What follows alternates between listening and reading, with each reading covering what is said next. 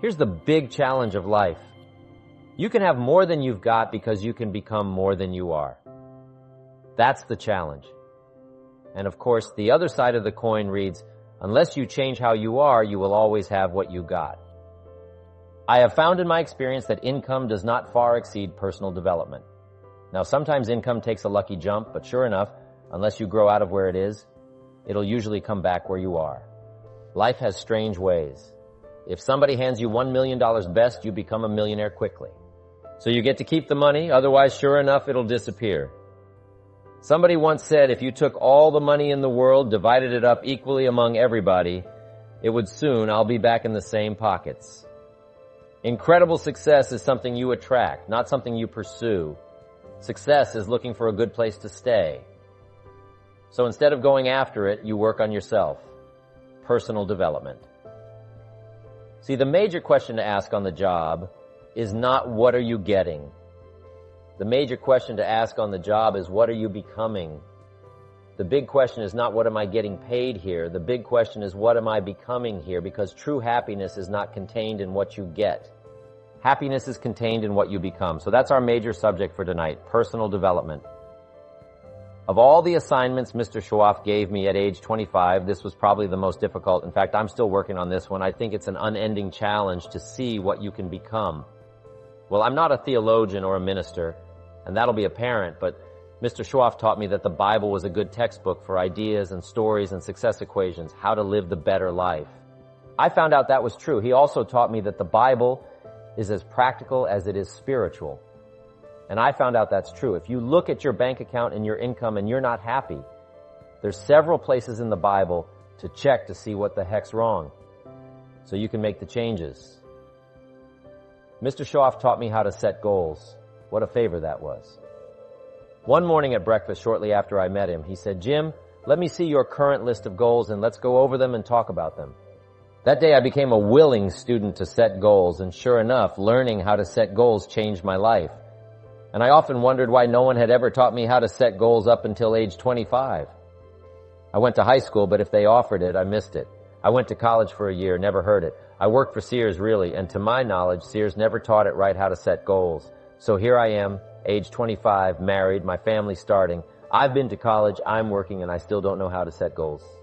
But fortunately, when I was 25, I met the man who taught me how, and it revolutionized my whole life economically, socially, personally. It's incredible. It can be a life changer. A major key for bringing joy into our lives lies in the next word, discipline. If there is a magic word that stands out above all the rest, this is the one discipline, and in this program you'll discover how positive this word is. Discipline is the bridge between thought and accomplishment, the bridge between inspiration and value achievement, the bridge between necessity and productivity. Remember, all good things are upstream. The passing of time takes us adrifting, and drifting only brings us the negative, the disastrous, the disappointment, and the failure. Failure is not a cataclysmic event. It is not generally the result of one major incident, but rather a long list of accumulated little failings. Failing in life is failing to think today, failing to act today, failing to care, to strive, to climb, to learn, to keep trying day by day. If your goal requires that you write 10 letters today and you write only 3, you are down 7 letters. If you want to make 5 calls and you only make 1, you are down 4 on calls. If your plan calls for saving $10 today and you save none, you're down $10 today.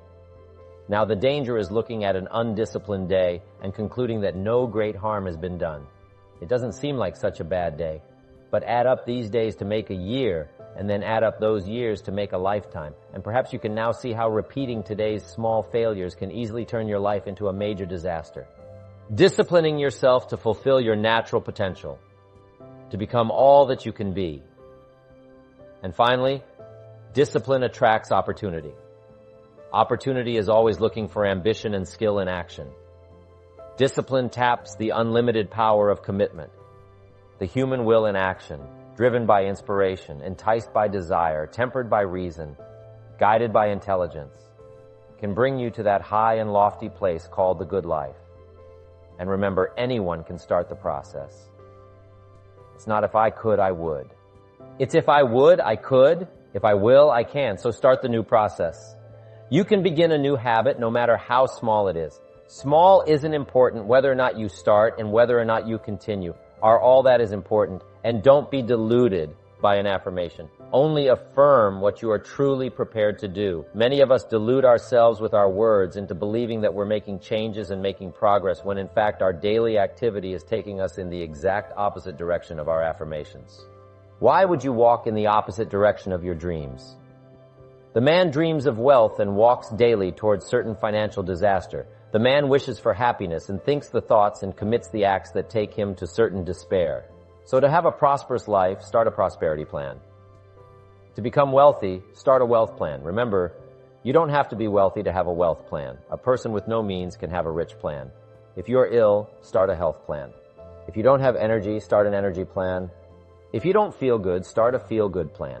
If you're not smart, start a smart plan. If you can't, start a can plan. If you haven't, start a have plan. Anyone can.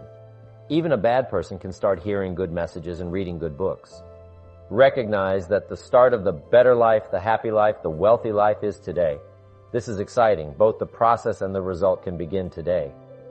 Start the new journey today if you think of a new idea. Today is the day to begin the discipline of putting that idea into action. Set this day up as a long, busy, exciting start for your new life. Get your first book for your new library today. Begin your new practice of setting goals today. Start clearing out a drawer of your new orderly desk today. Start eating an apple a day on your new health plan today. Put some money in your new investment for fortune account today. Start reading with intensity for your new wealth of mind plan today. Write a postponed letter today. Make a delayed telephone call today. Pick up your camera and take a picture of something to start your new treasury of photographs today. Get some momentum going on your new commitment to the better life. Well, my good fortune was at age 25, I met a very wealthy man. His name was Mr. Showoff, Mr. Earl Shoff. A friend of mine had gone to work for him, and he started telling me about this man. He said, "You got to meet this man I've gone to work for. He's wealthy, but he's easy to talk to, and he's got a unique philosophy of life." And the more he kept talking about this man, I thought, well, I've got to meet this man. So sure enough, shortly after that, I had a chance to meet this remarkable, wealthy man. And I was impressed. He was wealthy. Sure enough, he was easy to talk to. I was so intrigued. Within a few minutes, I said to myself, if I could be like him, a farm boy from Idaho, if I could be like him, I'd give anything. And then I thought, if I could just get around somebody like him, and if he would teach me what to do, I would be willing to learn. I'm coachable. And that was my good fortune. A few months later, this wealthy man that I met, Mr. Showoff, took a liking to me, hired me, gave me a job. I went to work for him, and I spent the next 5 years in his employ. And then, unfortunately, he died at the end of that period at age 49, his last 5 years, that the first 5 years of my new life I got to spend with this remarkable man. And my dream came true. He coached me, he taught me the books to read, he taught me the discipline, he taught me the changes to make in my language and personality, and the things he shared with me during that 5 years. Literally changed my life, turned my life around, changed my income, changed my bank account, changed my future, changed everything. I hope you'll find me sincere. Best place for people to start to communicate is sincerity on both sides. I'm sure you're sincere or you wouldn't be here today, right? To spend this kind of money, to spend this kind of time, roll up your sleeves today, go to work like I am and get this message. You've got to be sincere. So I assume you're sincere. Now, I want you to see me sincere, but I've got a good note for you to make sincere. It is not a test of truth. Important note to make: sincerity is not a test of truth.